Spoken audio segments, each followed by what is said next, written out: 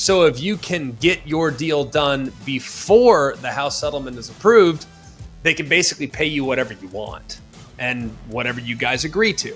So that's why there's a little bit of a rush right now. And that's why I think so many players are deciding to enter the portal right now to get that money grab at the moment before the authentic NIL has to be put in place.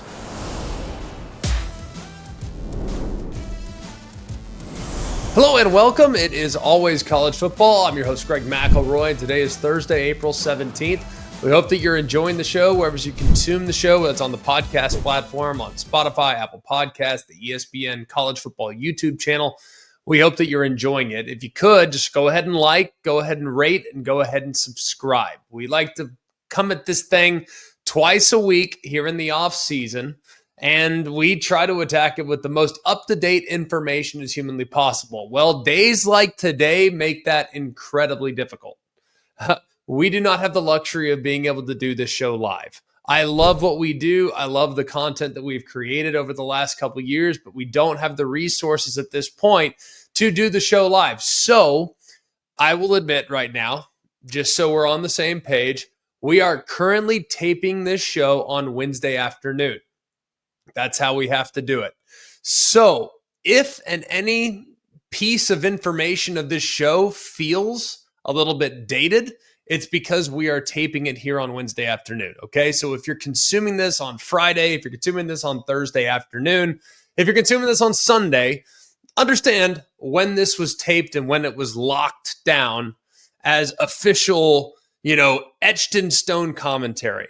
Because when we're living in an era like we're living in right now, things happen very fast. I encourage all of you to follow us on our social media page at AlwaysCFB. That's on Twitter, that's on Instagram, and you can also follow me at Greg McElroy on my social media page. That is on both Instagram and on Twitter as well.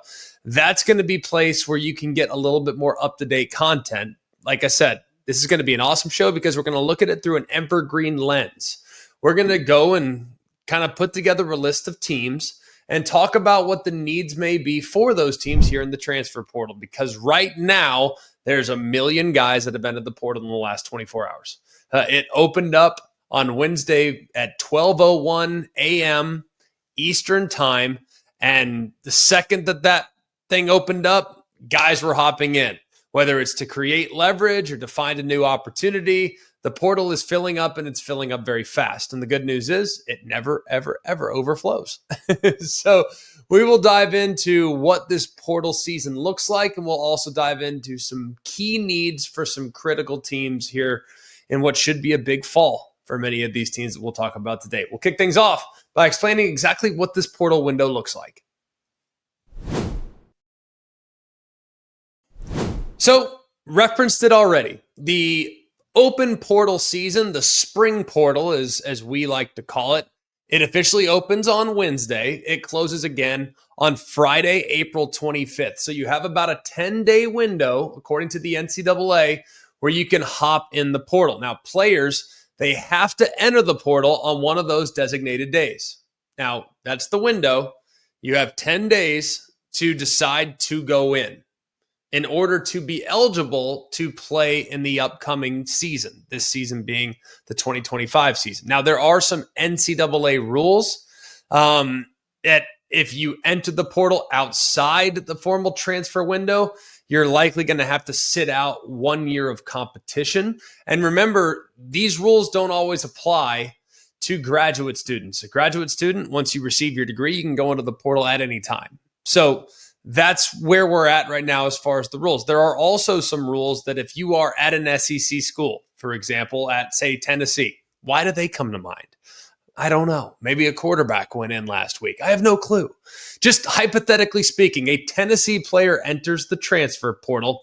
They cannot theoretically go to an SEC school and have immediate eligibility. Now, are there loopholes? Could that potentially be challenged in court? Sure, perhaps. Never say never. But as of this moment, those are the rules, okay? And why I think a lot of us are looking at why this is a more significant spring portal window than in the past is because of what's going on in Washington, D.C. I'm not going to go down the rabbit hole of what the judge, the 75-year-old judge that is looking over the House settlement, I'm not going to go into whether or not that's going to be accepted or deferred or continue to be delayed. I'm not going to go into all of that.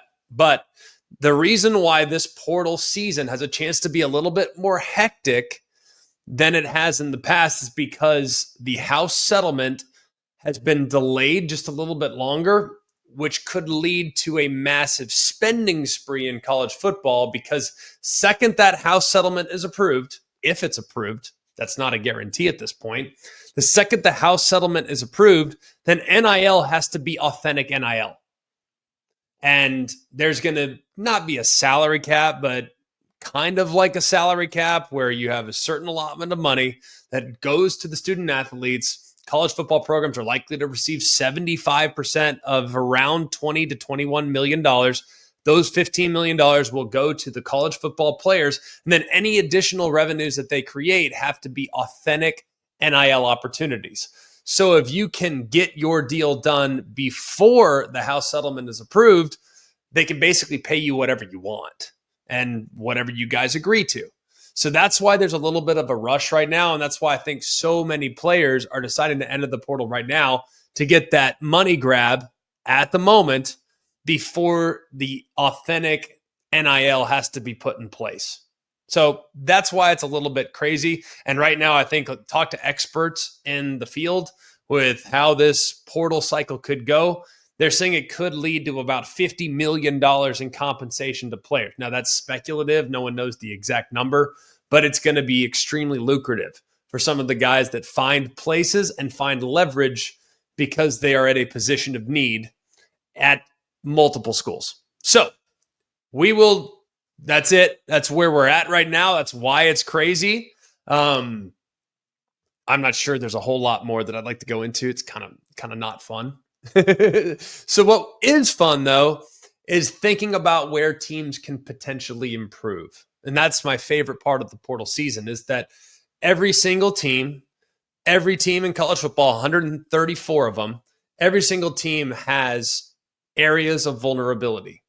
You might have the best roster in the sport, but there are situations that could arise throughout fall camp and throughout the season where you lose a guy or two or five, and then all of a sudden you go from having tremendous depth at a position to having massive needs at a position. We saw this happen multiple times last year at, say, running back. Running back at Texas going into last year's preseason was a massive position of strength. Massive. They had CJ Baxter back. They had Jaden Blue. They had a couple freshmen. Like, they were feeling great about their depth at running back. And if anything, the problem was going to be making sure everybody was happy with the touches they were getting. And then, boom, you lose CJ Baxter in the preseason. And next thing you know, you become really thin at that spot. We saw the same thing at A&M. A&M was having to rep Terry Bussey, who was a true freshman that had signed up to kind of be an athlete and play a little corner, play a little slot receiver. They were repping him at running back because they had lost a guy early on. And all of a sudden they went from having riches at the position to having not enough at the position. So you had to cross-train players to make sure that they were ready. So even if you feel great about your roster, and I know a lot of you do, there's going to be areas that can be improved with this 10-day portal window. So let's dive in to some key positions of need for some of the contenders this upcoming season. We will go in alphabetical order. And by the way, there's going to be some teams that are left off this list that are also contenders. So if your team is not on this list, doesn't mean we don't think they can win. It just means that you don't really need a whole lot in the portal. So maybe it's a less, you need a kicker. We're not going to talk about that here. All right. It's just not fun. That's not fun fodder. That's not fun conversation. So we will start with the Alabama Crimson Tide. Alabama desperately needs depth at tight end. Okay. I think Alabama would stand to benefit from adding a proven pass rusher, a veteran from at a position of need, whether it's inside along the D line or on the edge. That'd be great. But let's be real. Everybody wants a proven pass rusher. Everybody. Is Alabama willing to go out and spend precious resources and try to outspend other teams that might be in the market for the exact same thing? Probably not. I think Alabama is probably going to try to focus their attention on positions in which they might be able to get an immediate boost. They might be able to get an immediate boost without having to spend a ridiculous amount of money, and that's a tight end. If you look at their tight end situation last year, it's quite good. CJ Dupree was very versatile, very solid, played the Y spot in the tight end position, but could move, could play H, had some position versatility, and was not an elite pass catcher, but was a really well-rounded, rock-solid tight end for the Tide. You also had an H-back last year in Robbie Oots that was the hammer in the run game. He was every bit of 270, 275, and was a slightly undersized offensive tackle that could move a little bit. Wasn't ever going to threaten you in the passing attack, but he was a guy that could open up lanes in the run game that was really, really beneficial, because if he was in the ball game and you had a linebacker that had to crack down on Robbie Oots, you were in serious trouble. Both those guys are now gone, and Alabama has decent quality at the position, but I think if the right one jumps into the portal, Alabama will absolutely entertain those conversations. They tried to go after a couple guys, I believe, back in the winter, and they added a few, one that was a walk-on, and they tried to improve their depth at that spot. But it was still a position that I think after spring, they feel like, all right, we can take a pretty decent-sized step there if we add somebody with high-level playing experience. So expect Alabama to be very active in pursuing a tight end if one hops in that could make that room better. We'll move next to the Clemson Tigers. Anybody that's listened to this program for the last few months knows that I am really bullish on what Clemson might be this year. I think there are very few questions on the roster, and that's awesome. That's a great spot to be in if you're Clemson. I think you have adequate depth at quarterback. I think your offensive line's got a chance to be as good as it's been in a while. I think the defensive line, a position of concern last year, especially at defensive end, I feel like they've fortified that a little bit, whether it was in the winter portal window or with some of the returnees.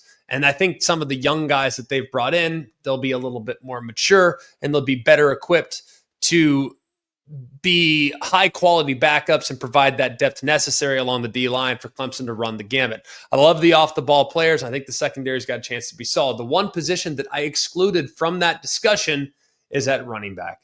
And you lose Phil Maffa to the NFL draft. And if you look at Phil Maffa last year, he kind of got a little banged up down the stretch. Remember how hard he ran there in the midseason, even early in the season? If you watch how he ran in November, he had a shoulder injury. He had gotten a ton of carries. He just wasn't the same guy. He didn't have the same burst. So I think having depth at that position will be advantageous for Clemson moving forward. The problem is the guy that was expected to potentially be the guy this upcoming year was Jay Haynes. He got hurt in the ACC championship game returning a kickoff. So you look at their other lead backs, they got some decent pieces, especially if Haynes can make a full recovery, but they're kind of banking their hopes on Gideon Davidson. That's a true freshman running back, which, by the way, that's a position where you can step right in from high school and be highly effective. We've seen that happen a million times. So I wouldn't put it past Gideon Davidson, who's extremely talented and is a big time recruit. I would not be surprised if he steps right in, has a tremendous freshman year. But I know that when I look at the running back spot, I feel a lot more comfortable if I have 2, 3, or 4 guys at that position that I feel confident in going in there and effectively executing the offense. You get to the point where you convert a wide receiver in Adam Randall, who'd played wide receiver for the last handful of years. He converts to running back in spring. That should kind of tell you where they're at with a depth standpoint. Adam Randall might, by the way, be a really good running back for him. We saw that happen in the past. We've seen wide receivers convert to running backs and become great.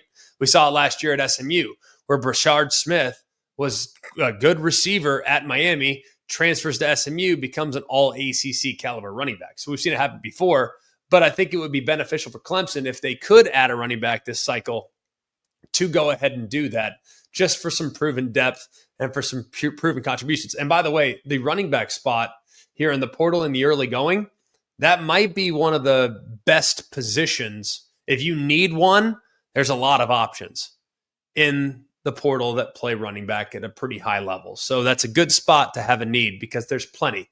to go around with those that have popped in here in the last 24 hours.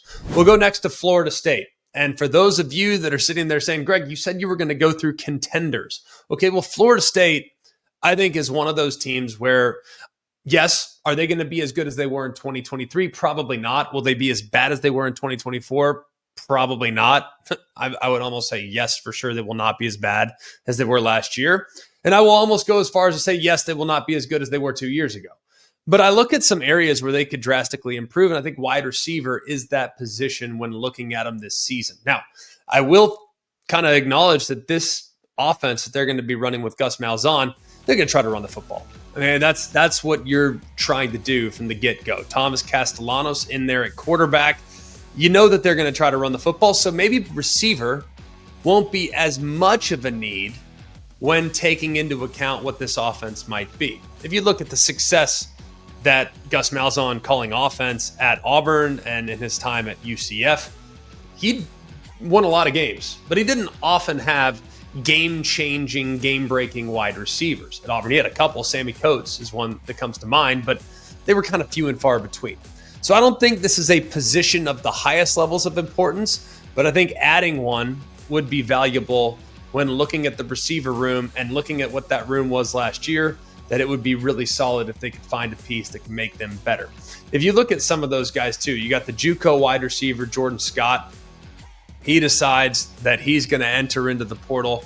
Other wideouts that haven't really carved out a role for themselves, maybe they decide to follow suit. So there might be some room for some possible additions for the wide receiver spot. I think it would be beneficial if there's a great one in there to go ahead and snag them if you are the Seminoles. You got Deuce Robinson, by the way, who you brought in the past portal. He should be big time from USC. I think he's got a chance to be a number one wide receiver, and with his length, he could cause a lot of problems in the ACC. But one other position I would also consider if I were Florida State would be defensive back. There's kind of a lack of numbers. You had some injuries in the spring at that position. I think they would probably look at the defensive back group as a whole, and regardless of safety, nickel, slot corner, outside corner, however you want to look at it, I think it would be very, very beneficial if they can add some quality in the back end of their defense. You also look to, there's, according to some buzz, those that follow the program really closely, they anticipate some of the DBs that are on the roster now, they anticipate them hopping in. So you might have to backfill some of those guys with the turnover that you could have at the position. We move yet next to the Georgia Bulldogs. And Georgia is not a team that has traditionally built their roster out of the portal. That's not going to be who they are. That's not going to be what they are going forward either. And if you look back to the portal last year, this time, here in the spring, end of the spring, they only brought in two players. They brought in Jaden Rashada, who was a highly regarded quarterback that decided to kick the tires on. It didn't work out, and he has since re-entered the portal here at the end of the season.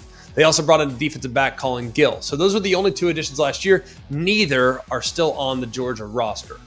So Georgia, I think they'll be very patient when it comes to approaching the portal, but there's no denying that there are some positions of need for Georgia, and it's surprising.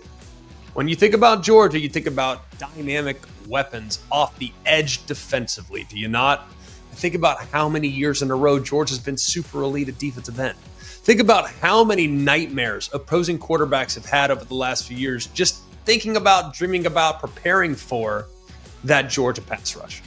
Well, ironically, that might be the position they need the most. Because if you look at what they have at the edge position, they have some quality, they have some youth, but they have some quality, but they are a little bit thin. They're a little bit thin. You look at some of the guys they've lost too. I mean, you lose some in the portal. You lose some in the NFL draft.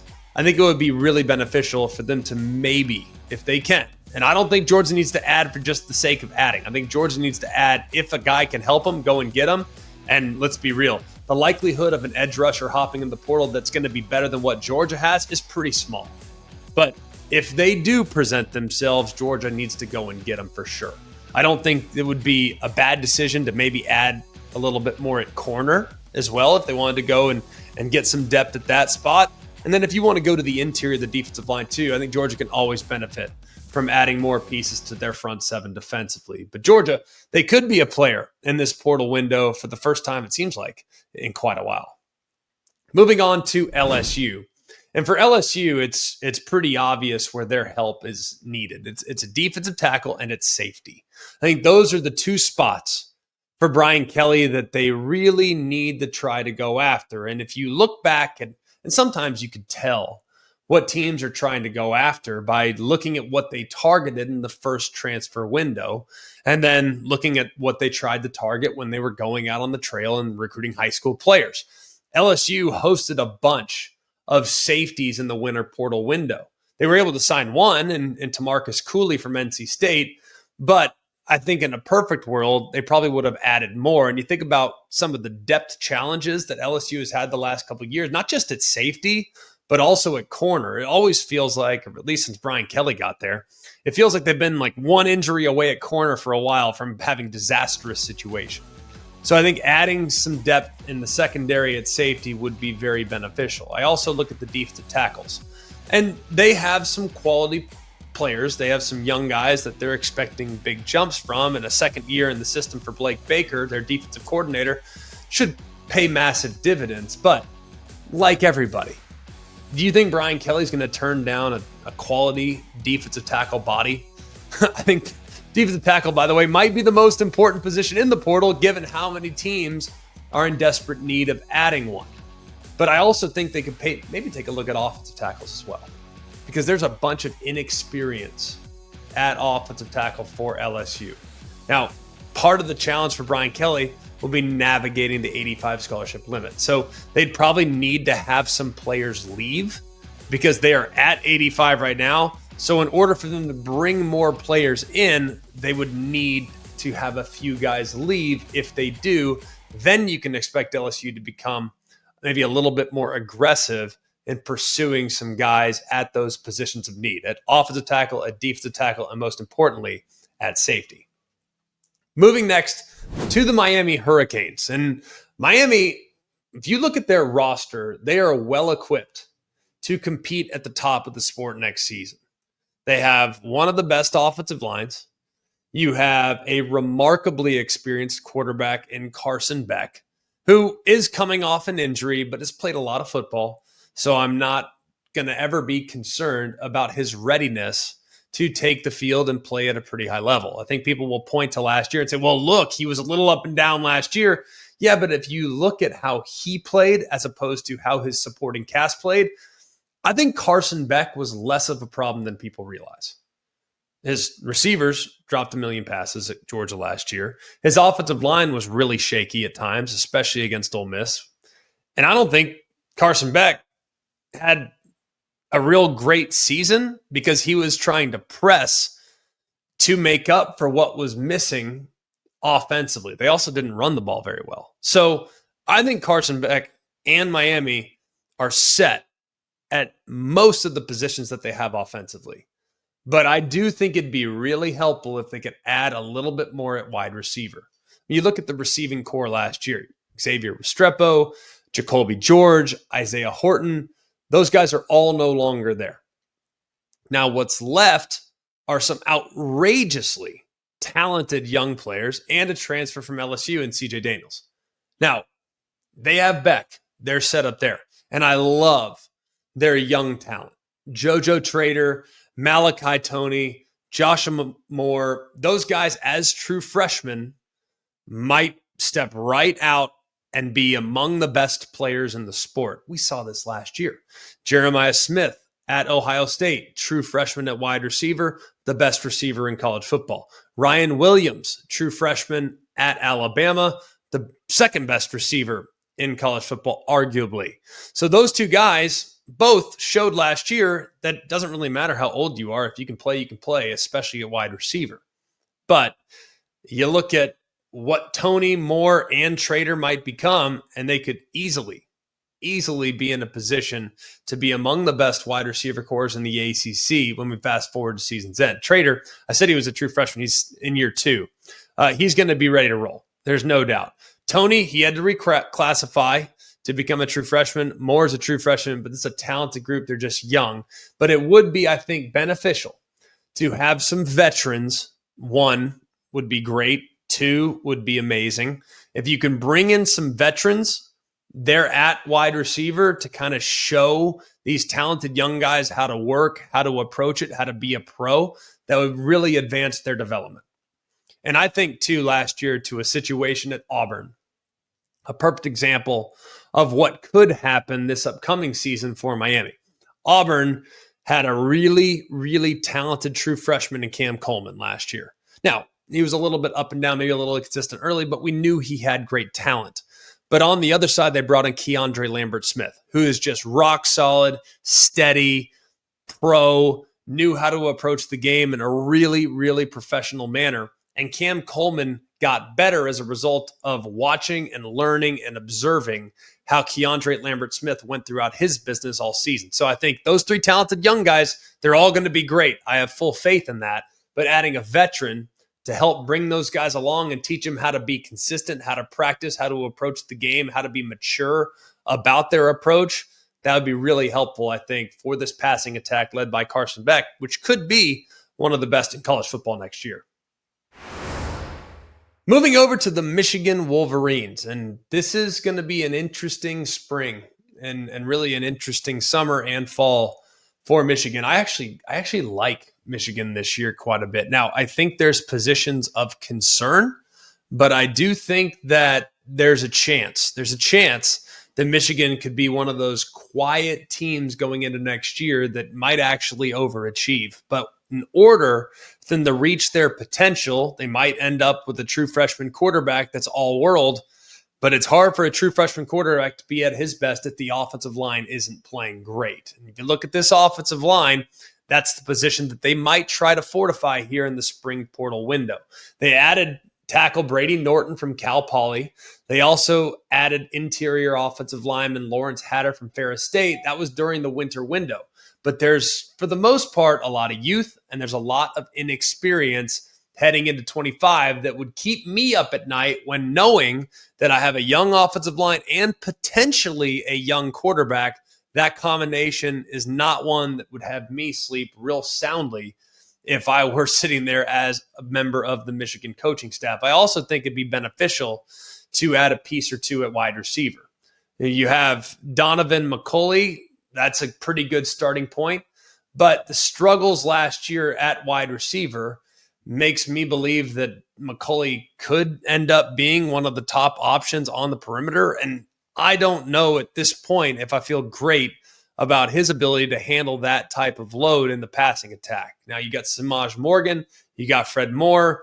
I think if you look at that group, I'm hoping that Morgan and Moore take a step, but I don't know for sure. So having a productive wide receiver, a proven wide receiver for Chip Lindsey, the new offensive coordinator, would be huge for Michigan moving forward if they want to be a real contender this upcoming season. We move next to Notre Dame, and we seldom do a show here where Notre Dame isn't at least mentioned. We love the Irish, and we love covering the Irish, and we feel like we got a pretty good beat on who the Irish are and what they're going to try to go after. And I think what's interesting is that Marcus Freeman flat out told us, quote, "We're not actively seeking to add to our roster," end quote. They're happy with what they got. That is according to the head coach. So I will listen to the head coach and take his word for it.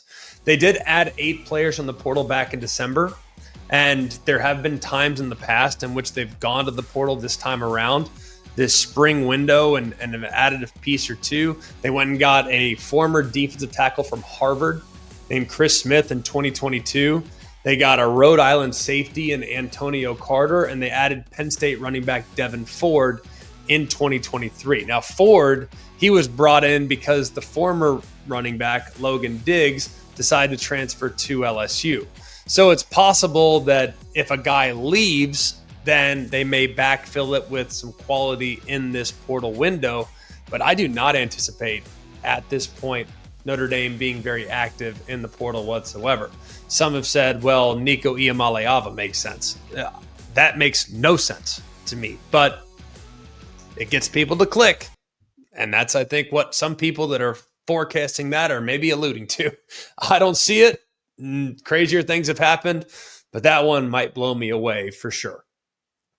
Move next to the Ohio State Buckeyes, and it's pretty obvious here when evaluating Ohio State's spring game, talking to people that have covered the sport, they got to find depth at defensive tackle.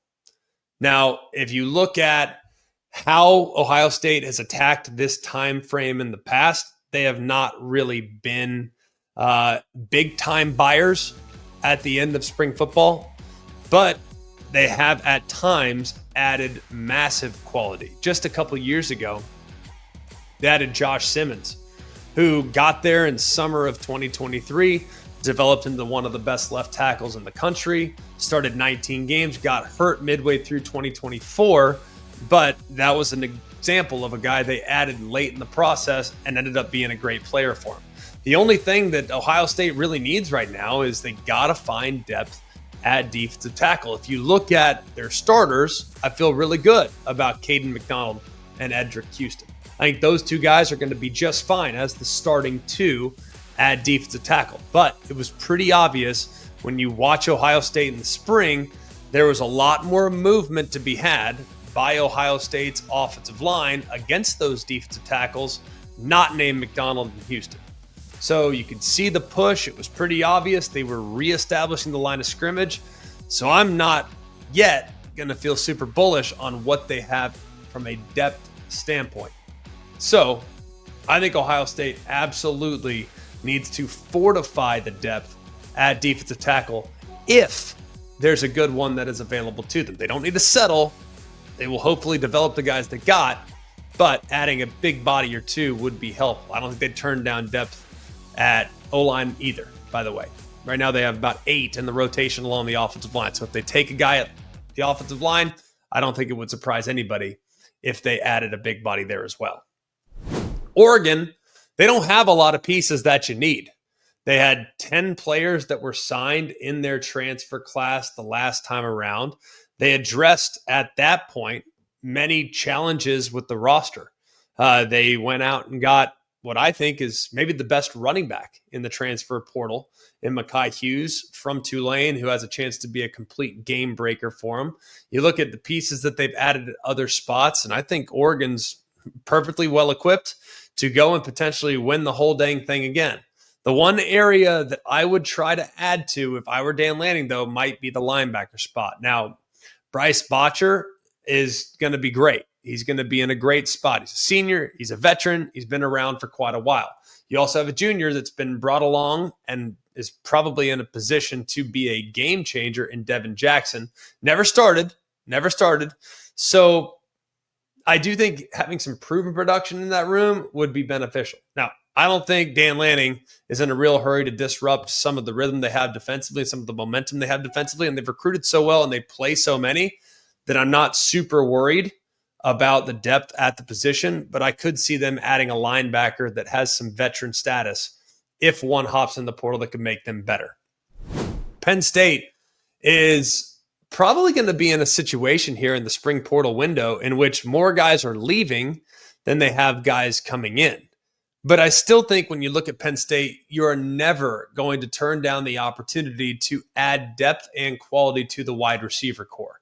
Still, I can't get out of my mind. I know those of you that are watching, it's probably hard for you to get out of your mind. Penn State wide receivers did not catch a ball in the Orange Bowl, their last game. We have not seen a wide receiver catch a ball on that size stage in a minute. So they went out and they addressed it the first time around. You go out and get Devontae Ross from Troy. You go and get Kyron Hudson. Those two guys, they signed in the offseason. A lot of people have been praising what those two can potentially do. I think those guys have a chance to significantly upgrade the wide receiver core at Penn State from this past season. But if there's a guy that is available, I would not be surprised if Penn State became a player. I think you look at everything and you think about what Andy Kotelnicki wants to do, how he wants to deploy talent, how he wants to move guys around and create confusion for the opposing defense. If you find a guy that can potentially create some problems from a matchup standpoint, I think they would add that guy in a heartbeat. So keep an eye on Penn State. I don't think they'll be buyers, but if they are, it might be as a wide receiver that can create some mismatches when you move them around. Moving on to the Tennessee Volunteers. And it hasn't been covered that much. So it's the first time you're hearing this. I apologize. But Nico Iamaleava, their starting quarterback, decided to hop in the portal. Really good move by him, I might add. Not really. I say that tongue in cheek. He is struggling to find a landing spot at the moment, and the leverage that he thought he might have had has evaporated. So leaves Tennessee in a difficult spot. Nico might be in a even more difficult spot, but I digress. Let's just talk about Tennessee for the moment. We'll talk about Nico a little bit later. Sound good? Tennessee, I think they're going to be okay with their quarterback situation. Am I super bullish on Merklinger or McIntyre? No, not necessarily. I'm not sure that at this point they've upgraded at the position. Probably didn't. But I also look at team continuity, and I could see a scenario where if a difference-making quarterback hopped in the portal, that Tennessee would be really, really aggressive in trying to add that piece for a one-year rental before they eventually pass it off to either McIntyre or Merklinger, depending on who wins that backup quarterback battle. I think Tennessee's in win now mode. I think they can win right now. Do I think they could regress a little bit this year? Perhaps. But that's mostly because of what they lost on defense and the quality that they lost at running back. Everything else has a chance to be pretty dang good. And I look at Tennessee and how the schedule sets up, and they might very much be in the mix for some opportunities to knock some teams off that maybe you don't anticipate them knocking off going into this upcoming season. But it is entirely dependent on getting quality play at the quarterback spot. Josh Heupel's offense demands it, and it has to be a guy. It doesn't have to be able to throw it a country mile. We've seen that happen a million times. How many times in the last 2 years have we seen Tennessee quarterbacks miss on deep balls? And I'm not talking underthrows. I'm talking about throwing it 15 yards over guys' heads and or throwing it out of bounds. Joe Milton did it a million times, and we saw it an awful lot from Nico Iamaleava last year. So I don't think you need that crazy, ridiculous arm. You just need a guy that knows how to get the ball up and down and that can hit guys in stride. So I think Tennessee's offense can operate at a high level with Merklinger and McIntyre. But I also think it'd be beneficial if I knew for certain that the guy I'm bringing in can play college football at this level, because Merklinger and McIntyre, they haven't gotten enough reps at this level for me to feel confident about them taking over as the face of my franchise. So Tennessee will absolutely be buyers in the quarterback market, but even if they miss and they don't get a guy, I think they have a chance to be okay at that position. We'll move next to the Texas Longhorns, and I think the biggest question mark on Texas's roster right now is probably at defensive tackle. Now, last season, they had 4 defensive tackles that played at least 260 snaps. Now, you had Vernon Broughton and Alfred Collins. Those were kind of the 2 big guys that started and played most of the games. You had Jermaine Lole and Bill Norton, who also played quite a bit as well. Now, Norton, not quite as much, but Lole played 450-plus snaps last year. So you look at their defensive tackles, all those guys played at a pretty high level, and it's one of the best run defenses in the country last year. Problem is, all 4 of those guys played in all 16 games. All 4 of those guys are now gone. Now, they went to the portal already. They added Cole Brevard from Purdue. They added Travis Shaw from North Carolina and Hero Kanu from Ohio State. But I do think it'd be beneficial if they could add a few more if a player hops in the portal that can make them better. Because the guys they added are solid, but I don't know if they're quite to the level of the guys we've seen wearing Longhorn uniforms the last 2 years. Another position that I would go after if I were Texas, I think the tight end spot would be someone that I would probably target as well. They were deep down the road in trying to attract Purdue's Max Clare, who ultimately ended up at Ohio State. So do not be surprised whatsoever if they target a tight end in the portal as well. They need that traditional end of the line of scrimmage wide tight end. That was something they used quite a bit last year with Gunnar Helm. Moving next to the Southern Cal Trojans, USC, a wide receiver that I think could provide immediate upgrades would be huge. Now, I love the top 2 wide receivers that the Trojans will have in their arsenal next year. Mekhi Lemon and Jacoby Lane are going to be awesome. Those 2 guys are going into their 3rd year. They've caught a lot of passes. They've been super efficient. They've been super effective. But having that number 3 would be huge for Jordan Mayava and this passing attack. You got the top 2. Feel good about those. But if I could add one more, that would be significant. I also think another area that Lincoln Riley might go to would be at linebacker. That's probably the thinnest position group on the entire team. They have good starters. Eric Gentry is a redshirt senior. He's played a lot of football. Desmond Stevens has been around for a while. But at linebacker especially, the likelihood of me being able to go the entire season without one or both getting banged up is concerning. So probably going to have some attrition at that position. Almost everybody does. So having some quality depth where if Gentry had to miss a series or 2, or if Stevens had to miss a game, having depth, guys that can step in without drop off would be huge. So finding depth at linebacker could be big for the Trojans this year. And then finally, we will talk about the Wisconsin Badgers. Now, their biggest transfer needs come along the offensive line for sure. Everybody can use depth at offensive line. Everybody can get bigger, stronger, more athletic, more physical. Everybody wants depth along the offensive and defensive lines. But I don't know if there's a team in the country that needs an offensive lineman more than the Wisconsin Badgers.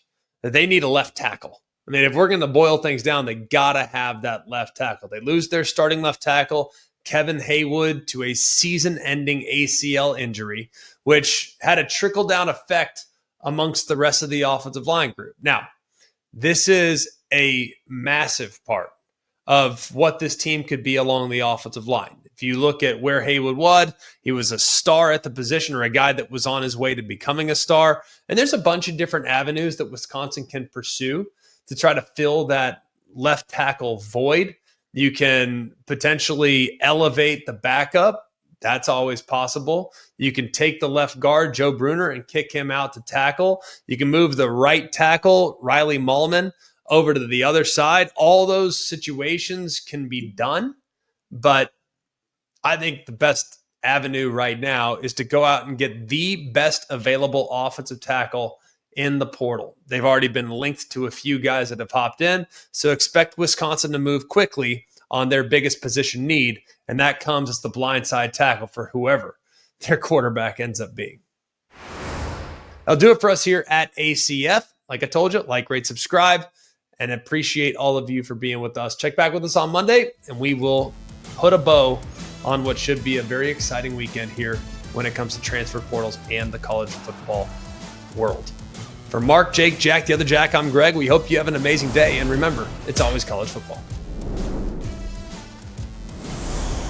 Hey guys, it's Greg McElroy. Thanks for watching Always College Football. Make sure you like, rate, and subscribe to ESPN's YouTube channel and wherever you listen to your podcasts.